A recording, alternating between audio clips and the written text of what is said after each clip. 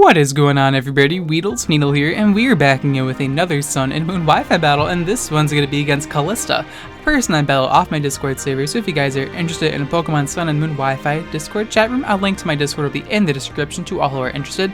Now, before we get into this battle, if you guys are enjoying these daily Sun and Moon Wi-Fi battles, let me know by leaving a like on the video, as it is the greatest way to express your gratitude towards my daily uploads and keeps me inspired to make these daily uploads for you guys, and it's much appreciated. Now, me and my opponent are having an overused battle as Calista's team is looking very threatening.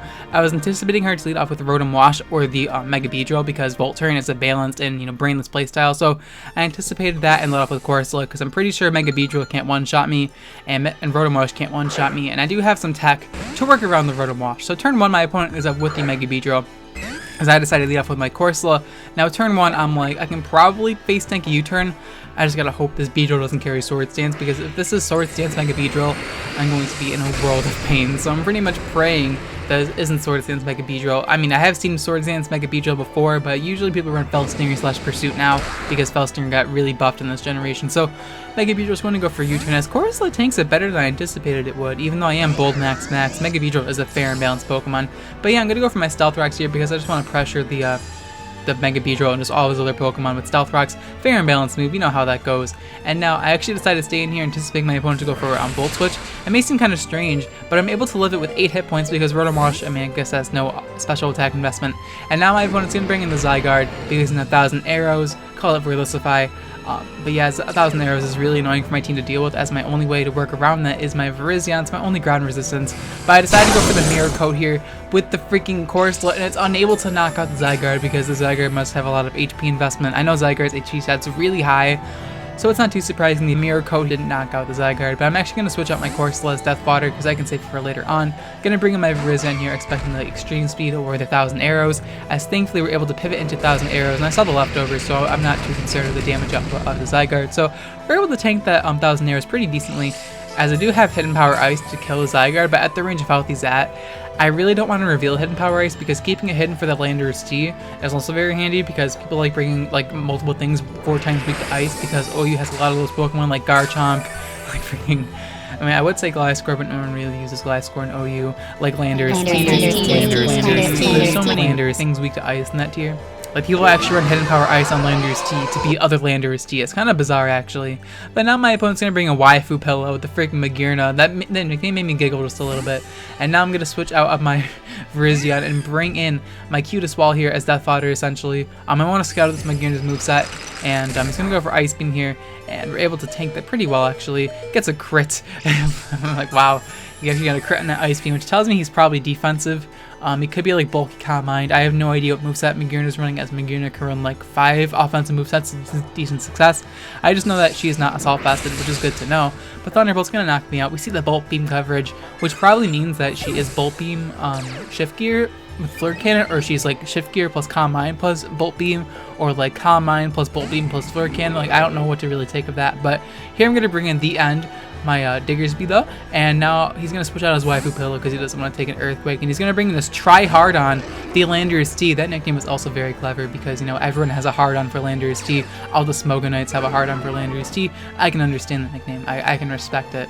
As now I just go for the safe Earthquake because I'm not messing around with that Magearna, though the switch into Landorus-T was fairly obvious. I didn't really want to risk it because Magearna is a fair and balanced Pokemon. But now I'm going to bring in my OP strats, my Scizor.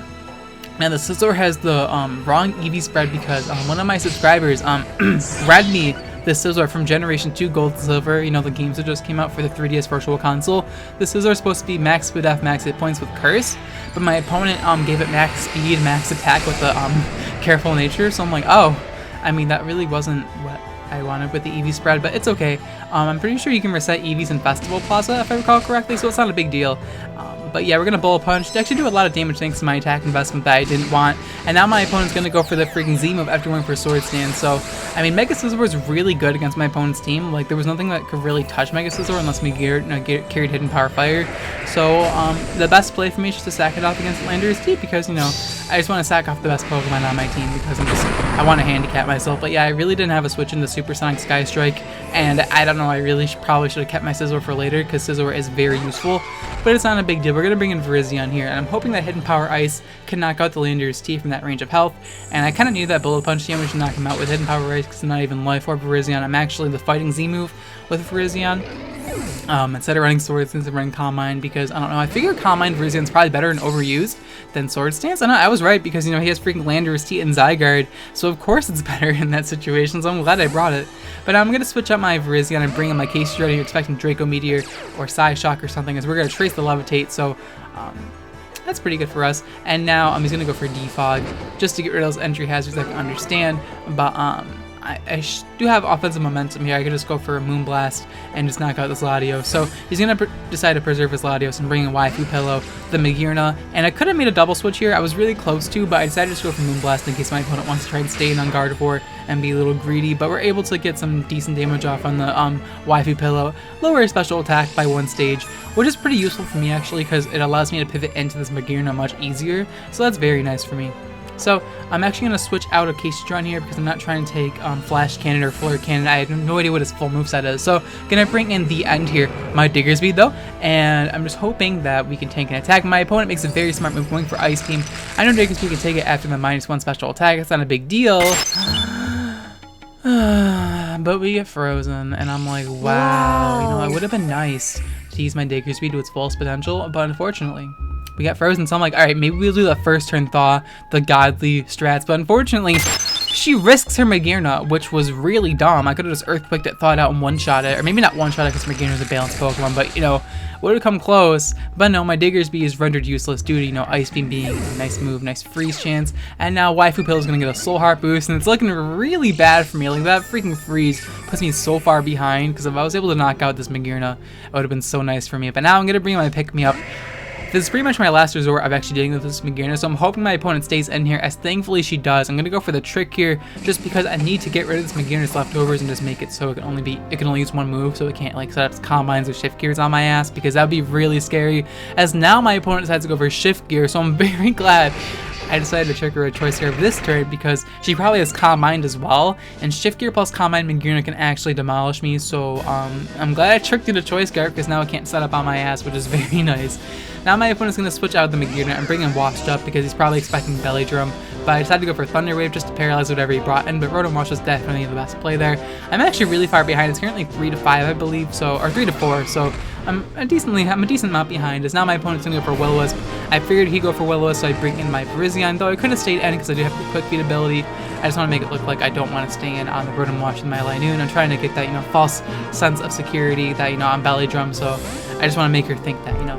So now my opponent's going to bring in the Latios, even though I have real Thunder Wave and freaking tricks. There's no way I'm Belly Drum, but hey, I don't want to get burned, though I don't know what I was thinking. I just want to bring in Virizion, go for Calm Mind, as in comes the Latios. Now Latios, it does threaten me out. I could have bring Gardevoir on the Latios, but she could predict my switch and go for a move to hit Gardevoir.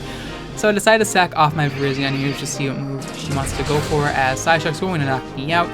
Down goes my Virizion, unfortunately. Virizion didn't really get to do much in this battle, but I mean, we still got to Hidden Power Ice the Landorus-T, and we could have Hidden Power Ice the Zygarde as well if, you know, we didn't destroy it with Corsola. But now we're going to bring on Linoon here, as the Latios goes for Psyshock again, so it leads me to believe she is locked into it. So we're going to go for Thunder Wave onto the Latios here just to paralyze and slow it down, because I'm not trying to let this thing outspeed me anymore. We do get some leftovers recovery thanks to the leftovers we stole from Magearna, and I go for Thunder Wave, and now I decide to go for the Simple Beam because Simple Beam is going to just remove Levitate, but it's very important for my Gardevoir. So we're going to give this thing Simple. If you guys did not see my Linoon OP strategy guide that I uploaded yesterday, this is why I'm using this strategy once again, because I figured I'd showcase it. Psyshock's going to 2 KO my Linoon here, and now it's pretty much Gardevoir versus the world here. My opponent still has 4 Pokemon left. I do believe she has Latios, Rotom Wash, Magearna, and freaking Mega Beedrill, so it's looking really bad for me. I'm bringing Calista here. My opponent is locked in the Psyshock. She outspeeds me, which definitely tells me she's Choice Scarf. There's no doubt about that in my mind. Scarf Defog, you know, interesting. I don't know why, but we're going to trace the the simple, go for Calm Mind.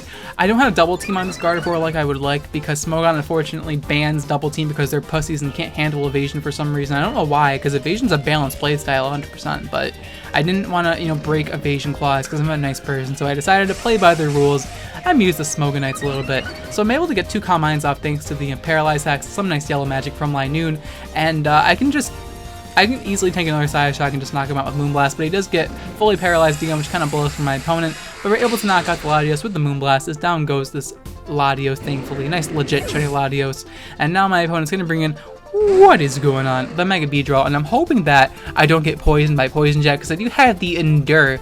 Now, you guys probably thought that Mega Beedrill would revenge kill me, but no, I have the Endure, and thanks to my simple ability, my opponent actually just has to go for a U-turn, so I don't even have to worry about Poison Jab having a 30% chance to poison me, and killing me with the poison. We're able to Endure, get my Select Bear, which gives me double speed instead of +1 speed. It gives me +2 speed thanks to my simple ability. I trace from Simple Beam, so now we should be able to outspeed the Mega Beedrill unless Gardevoir is actually a freaking slug.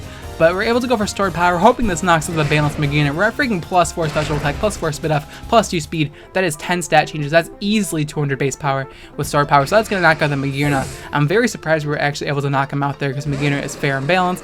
In comes Mega Beedrill. It all comes down to if I can outspeed him, as we're able to outspeed. What is going on? So we're just going to destroy this thing with the Stored Power. Goodbye, Mega Beedrill. And all my opponent has left is the Rotom Wash, and I'm pretty sure Rotom Wash will get obliterated by the Stored Power. If Magearna, the fair and balanced Pokemon, got one shot, then Rotom Wash should just fall over. And my epic OP Gardevoir strategy, Linoon Gardevoir strategy, is able to win me the battle late game. God bless, dude. We're able to win the battle with 1 hit point and defeat Calista. So yeah, I'm very glad I got to showcase this strategy again. I do apologize if you guys are getting sick of it, but I felt like I had to show it again after posting my epic Linoon strategy video.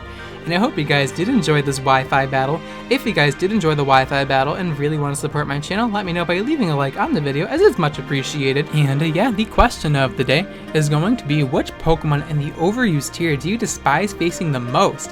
Let me know in the comments down below which Pokemon you see at Team Previewed and you're like, oh my gosh, just put me out of my misery, please.